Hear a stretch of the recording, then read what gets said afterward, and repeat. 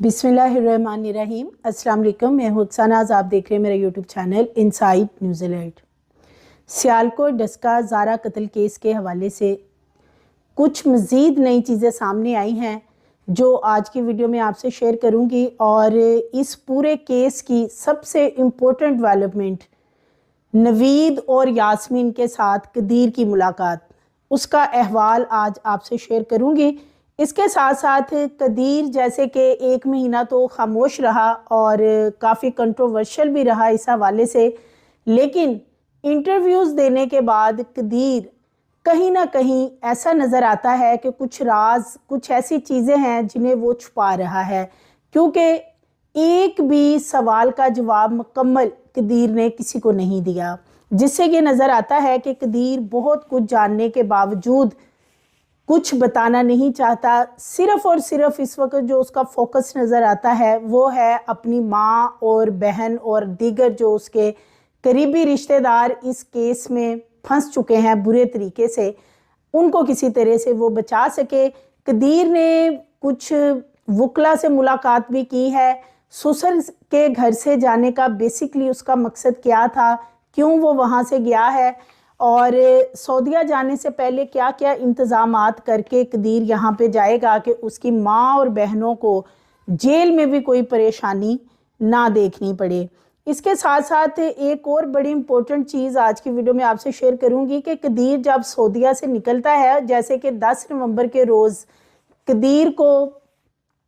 Call नहीं मिलती, बार बार phone मिलाने पे जब ज़ारा को वो कॉल करता है तो उसकी मोस्टली कॉल्स जो हैं वो बताता है कि सुबह के टाइम तो रिंग जाती रही, लेकिन बाद में वो 5 बजे तक कोशिश करता रहा लेकिन उसका राब्ता नहीं हुआ। इस दौरान जब यास्मीन उसे कहती है कि वो करीबी गांव में एक फोतगी में आई है, तो उसके बाद कदीर को तशवीश होती है, जिसपे कि उसके एक चचा का बेटा जो कि उसके साथ ही होता है, सऊदीया में ही मुकीम है, वो अपने मोबाइल से सीसीटीवी फुटेजेस उसको दिखाता है जो कि कदीर के घर की होती हैं। और कदीर ये देख चुका होता है कि ज़ारा घर से बाहर नहीं निकली, लेकिन इसके बावजूद अपने खालू यानी कि शबीर अहमद को मुसलसल मना करता रहा कि ना ही तो पुलिस से रब्ता किया जाए और ना ही मेरी माँ और बहनों के साथ वो कोई झगड़ा करे। मैं वापस आता हूँ तो फिर ज़ारा को ढूंढा जाए। तो ये सारी चीज़ें आज की वीडियो में नाज़रीन आपसे शेयर करने का मकसद ये है कि कदीर के जो गुनाह हैं बेसिकली ये गुनाह ही हैं, क्योंकि नज़र ये आता है कि कदीर का अपनी माँ और बहनों की तरफ जो झुकाव अभी भी है इतना कुछ होने के बाद, कि कदीर का टोटली रवैया जो है अपनी माँ बहनों के साथ ठीक था, लेकिन ज़ारा वो शायद इस पूरे मामले में इसीलिए उसको इतना ब्रूटली मर्डर किया गया कि घर वाले भी यही समझते थे कि कदीर तो उनके साथ ठीक है, लेकिन जो ज़ारा है वो कहीं ना कहीं चाहती है कि कदीर के जो तल्लुकात हैं वो माँ और बहनों के साथ ठीक ना रहें, तो बेहतर ये है कि इसी को ठिकाने लगा देते हैं। और इसके साथ साथ जैसे कि कदीर जब से सऊदीया से वापस आया और अपने ससुर के पास था, यानी ज़ारा का जो वालिदैन का घर है वहाँ पे मौजूद था। अब गुज़श्ता रोज़ कदीर ने फ़ैसला किया कि वो वहाँ से चला जाए अपने घर यानी कि डस्का सियालकोट, और वहाँ पहुँचते ही उसने मुलाकात की है जेल में यास्मीन और नवीद के साथ, क्योंकि इससे पहले नवीद के साथ उसने मुलाकात नहीं की थी। ये बकौल कदीर के कि मैंने कभी भी नवीद को नहीं देखा, हालांकि ऐसी बात समझ नहीं आती कि वो इनका करीबी रिश्तेदार है तो फिर इसने क्यों उससे मुलाकात नहीं की या उसे क्यों नहीं देखा हुआ। इस बात से लगता है कि जैसे कदीर इस मामले में भी झूठ बोल रहा था। यास्मीन से मुलाकात की और टोटली जो कदीर का मौक़िफ़ है वो तब्दील हो चुका है। कदीर का ये कहना है कि मैंने जब अपनी बहन से मुलाकात की और बहन से पूछा कि ये सारा मामला क्या हुआ है, तो यास्मीन ने उसे कहा कि जो नवीद है वो घास लेने के लिए आया था, मुझे तो पता ही नहीं, ना ही मेरे इल्म में है कि वो इस काम के लिए आया, यानी कि ज़ारा को मर्डर करने के लिए। اور یہ بات یاسمین کے حوالے سے جو اس وقت قدیر بتا رہا ہے، وہ کہتا ہے کہ پولیس کی موجودگی میں، یعنی پولیس کے کافی لوگ وہاں پہ موجود تھے، ان کی موجودگی میں یاسمین نے یہ بات کی کہ میں اس قتل میں کہیں بھی ملوث نہیں ہوں، میرا اس قتل سے کوئی لینا دینا نہیں ہے، اور نہ ہی مجھے کسی معاملے کا پتہ ہے، کیونکہ قدیر اپنے انٹرویو میں بھی یہ بتا چکا ہے کہ میری جو بہن ہے یاسمین، وہ ساتھ والے گاؤں میں ایک فوتگی میں گئی تھی، قاری کا بیٹا فوت ہو چکا تھا۔ تو ٹوٹلی یہاں پہ پورا یہ جو کیس ہے، اس کا سینیریو ہی قدیر نے ہی تبدیل کر دیا ہے کہ یاسمین کے علم میں ہی نہیں تھا۔ وہ تو جو نوید ہے اس کے بارے میں بھی قدیر کا یہ کہنا ہے کہ اس لیے میری بہن پہ الزامات لگ رہے ہیں کہ میری بہن کے اس کے ساتھ تعلقات یا کوئی ایسا معاملہ ہوگا، کیونکہ میری بہن یاسمین نے کوئی بھی شاپنگ کرنی ہوتی تھی، دوائی لینی ہوتی تھی یا کچھ بھی معاملات کرنے ہوتے تھے تو وہ لاہور جاتی تھی سیالکوٹ ڈسکا سے۔ تو اس وجہ سے نوید چونکہ لاہور کا رہنے والا ہے تو لوگ ویسے ہی الزامات لگا رہے ہیں، اس میں کوئی ریالٹی نہیں ہے، یعنی کہ قدیر مکمل اپنی ماں اور بہن کو ڈیفینڈ ہر معاملے میں کر رہا ہے۔ اور نظر اب یہ آ رہا ہے کہ یہ جو کیس ہے، جیسے کہ اس کا چالان بھی تیار ہو رہا ہے، جو فرینزک لیب کی رپورٹس ہیں وہ بھی آ جائیں گی، لیکن ایک بڑی اس میں آگے چل کے امپورٹنٹ چیز سامنے آنے والی ہے کہ ہو سکتا ہے کہ یہ سارا معاملہ جو ہے یہ نوید کے اوپر ڈال دیا جائے، یا نوید ہی ایکسیپٹ کرے کہ یہ سب میں نے کیا ہے، کیونکہ جیسے کہ یاسمین نے قدیر کو پولیس کی موجودگی میں یہ بات بتائی ہے کہ میرا اس قتل سے کوئی تعلق نہیں ہے، نوید نہ ہی تو میرے کہنے پہ آیا اور نہ ہی میں نے اس کو بلایا، حالانکہ سی ڈی آر ڈیٹا اور اتنے سارے پروف تمام چیزیں ہونے کے باوجود قدیر کو صرف اپنی بہن پہ اور ماں پہ یقین ہے۔ قدیر کی جو باتیں ہیں وہ یہی بتاتی ہیں کہ جیسے سب لوگ جھوٹ بول رہے ہیں، لیکن جو قدیر کی ماں اور بہنیں ہیں صرف وہی سچ بول رہی ہیں۔ اس حوالے سے قدیر نے کچھ ایک دو باتیں کی ہیں جو کہ میں آپ سے مختصراً شیئر کرنے جا رہی ہوں۔ یہ جو سسٹر ہے، میں جب ان سے بات ہوئی تھی تو میں نے اس کو پوچھا تھا، میں نے بولا یہ مامو کا بیٹا ہے، وہ مامو لگتے ہیں، مامو لگتے ہیں، اس کا بیٹا ہے، تو وہ یہاں سے جو ہے نا یہ گاس وغیرہ لینے کے لیے آیا تھا، مجھے نہیں تھا پتا یہ معاملہ کر دیں۔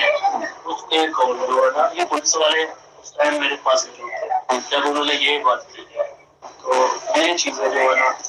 تو نیند کو میں نے دیکھا نہیں ہے، انشاءاللہ ایک دو دن تک میں انشاءاللہ جا رہا ہوں۔ جی، تو یہ قدیر ہے جو کہ یہ بتا رہا ہے کہ میری بہن نے مجھے بتایا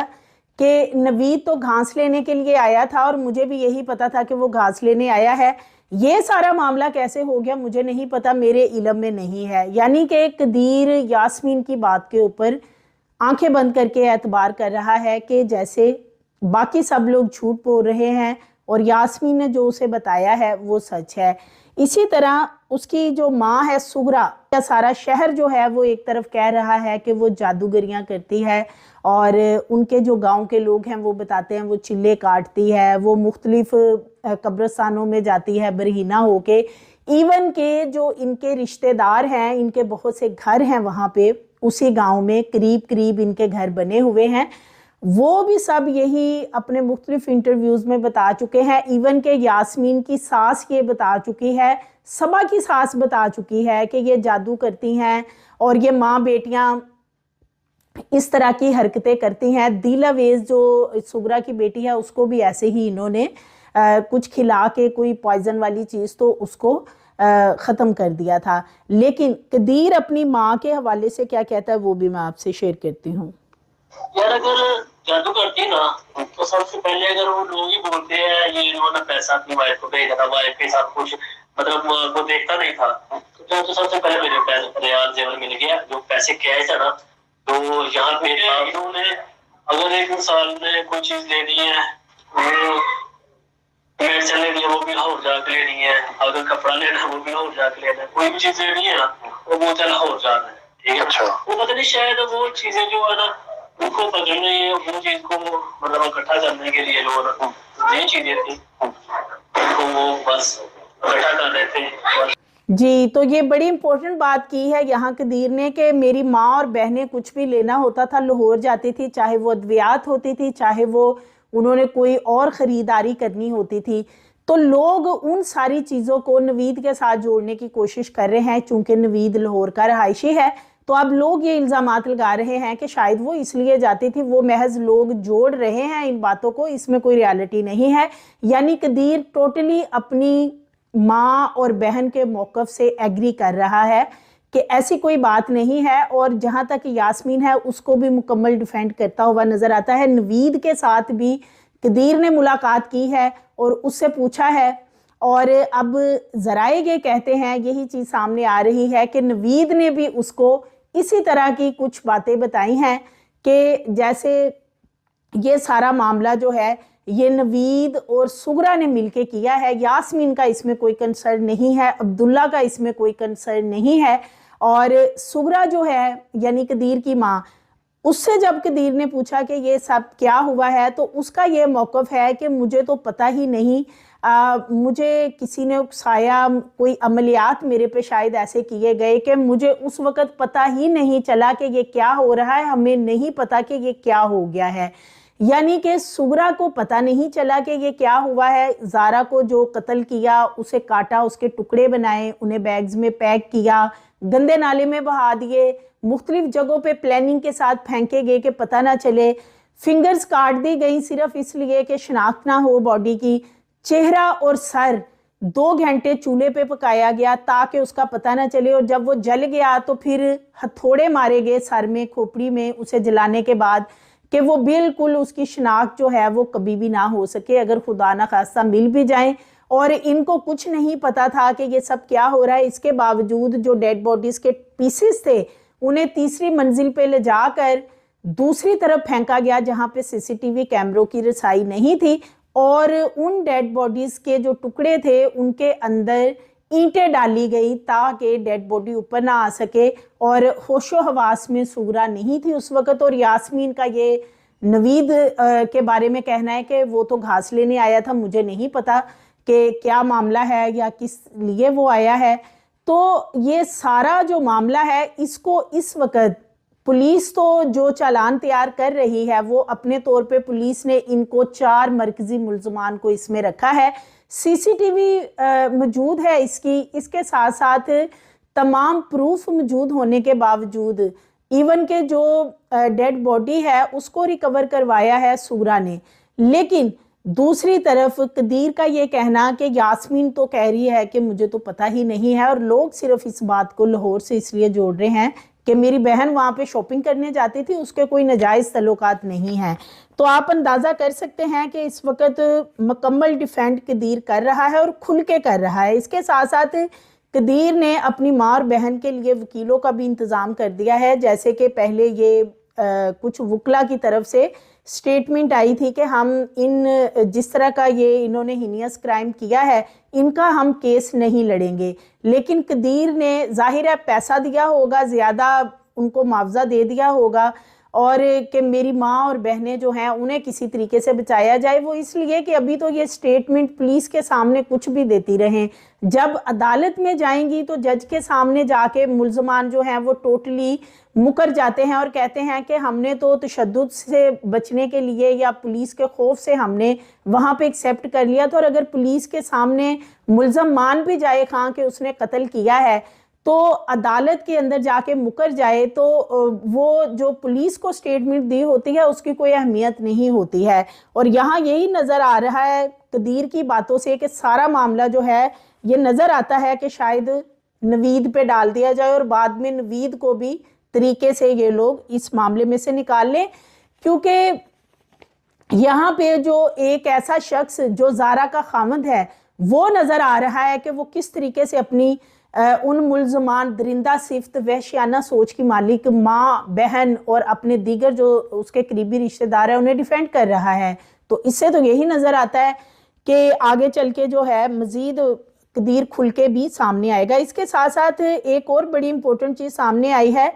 کہ قدیر کے ساتھ، قدیر اکیلا سعودیہ میں نہیں ہوتا، اس کا ایک بہنوئی، اسی طرح اس کے 2 چچا زاد وہ اس کے ساتھ ہوتے ہیں، یہ ٹوٹل 4 لوگ وہاں پہ ہوتے ہیں۔ یہ ایک ایسا خاندان ہے کہ ان کے بہت سے لوگ اٹلی بھی ہیں اور اسی طرح سعودیہ میں بھی ہیں۔ قدیر کا ایک چچا زاد ہے، ان کا بھی گھر اسی گلی میں ہے۔ اس کے جو موبائل ہے اس کے اندر جو اس گلی میں سی سی ٹی وی کیمراز لگے ہوئے ہیں، ان کی فوٹیجز تھیں جو اسی دن کی، جو کہ اس نے دکھائی قدیر کو، جب قدیر کو یاسمین نے کہا کہ وہ صبح سے گئی ہے اور نہیں آئی اور جہاں تم نے بھیجا تھا وہاں گئی ہے۔ تو قدیر کا کہنا ہے کہ میں نے 6 بجے کے بعد وہ ساری 2.5 گھنٹے کی سی سی ٹی وی دیکھی کزن کے موبائل میں، لیکن زارا باہر نہیں نکلی۔ اس کے باوجود قدیر اپنے خالو یعنی کہ شبیر احمد کو روکتا رہا فون پہ کہ آپ کوئی بھی پولیس کی کارروائی نہ کرے۔ جب شبیر احمد پہنچے تو انہوں نے جب وہاں پہ فرش وغیرہ دھلے دیکھے یا انہیں ایک سمیل محسوس ہوئی، ظاہر ہے وہ پولیس میں رہے ہیں تو انہیں کسی حد تک اندازہ ہو گیا تھا کہ کوئی چیز یہاں پہ ایسی جلائی گئی ہے، اور اس کے بعد واش کر کے گھر کو تو پرفیومز وغیرہ چھڑکے گئے ہیں۔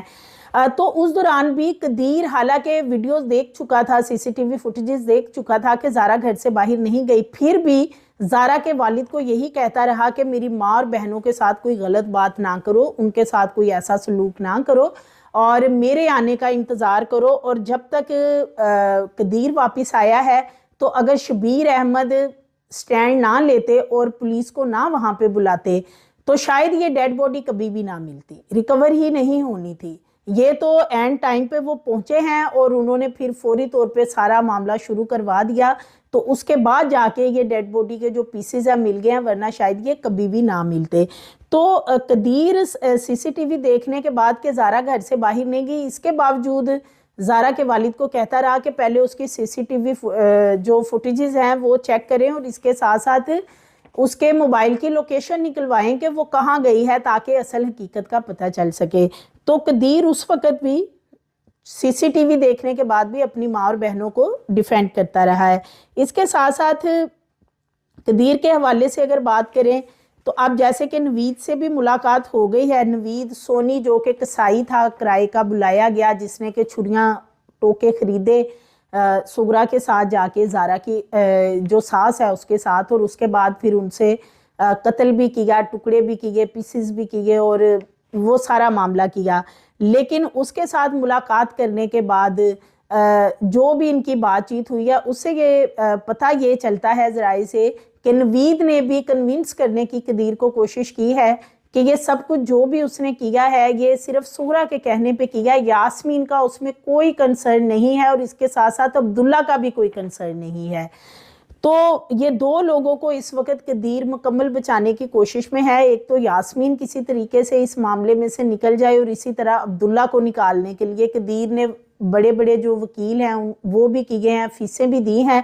ظاہر ہے قدیر کے پاس پیسے ہیں، جو پیسے زارا کے پاس رکھے تھے، اور یہی وہ گناہ ہے قدیر کا کہ اس نے چیزیں جو بھی تھی جمع پونجی وہ وقتی طور پہ زارا کو دے دی کہ تم اپنے پاس رکھ لو، اور جو قدیر کی ماں بہنیں تھیں اسی لیے اس کی دشمن بن گئی کہ یہ تو سارا کچھ خود سنبھال کے اس نے رکھا ہوا ہے۔ اور اس کے ساتھ ساتھ جو سغرا کا گولڈ وغیرہ تھا گھر میں پڑا ہوا،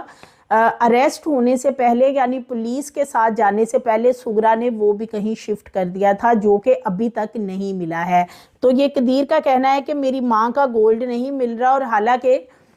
جو اس کی ماں کا گولڈ ہے، جب زارا کی ساری چیزیں وہ لوگ یاسمین وغیرہ لے کے گئی ہیں اپنے گھر تو اپنی ماں کا بھی لے گئی ہوں گی، اور انہوں نے جو ریکور کروایا وہ صرف زارا کا 12 تولے وہ سونا کروایا ہے جو کہ اس کے ماں باپ نے اسے شادی میں پہنایا تھا یا کہ قدیر نے شادی کے بعد کچھ لے کے دیا تھا۔ جو سغرا نے اسے زیور پہنایا تھا وہ 8 تولے انہوں نے اس میں سے نکال لیا ہے، اور اسی طرح سغرا کا زیور بھی وہاں پہ مس ہے۔ تو یہ سارے معاملات ہیں، اور قدیر کہتا ہے کہ میں اب ساری ریکوریاں کروں گا، جو چیزیں وہاں سے غائب ہیں، قیمتی تحائف تھے اور ساری چیزیں جو ہیں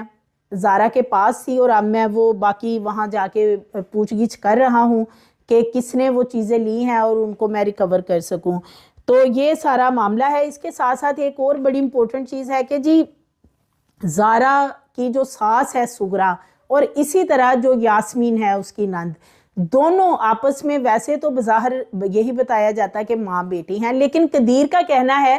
कि उनका माँ बेटी वाला रिश्ता नहीं है सुगरा और यास्मीन का। कदीर का मुस्कुराते हुए ये जवाब देना था इंटरव्यू के दौरान कि दोनों सहेलियों की तरह रहती हैं, बहनें बनी हुई हैं, यानी कि माँ बेटी नहीं बल्कि दोनों बहनें बनी हैं,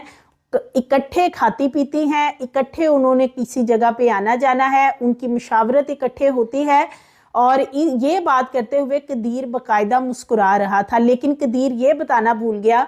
कि इकट्ठे मुशावरत करके उन्होंने ज़ारा को भी मर्डर किया है और बड़े ही बेईमाना तरीके से किया है। ये बात नहीं कि बाकी सारी बातें बताई कि वो बहुत मिलजुल के रहती हैं, कहीं आना जाना है, किसी शादी में लेन देन करना है, तो वो दोनों बहनों की तरह बैठकर आपस में मुशावरत करती थी। इसके साथ साथ कदीर का ये भी कहना है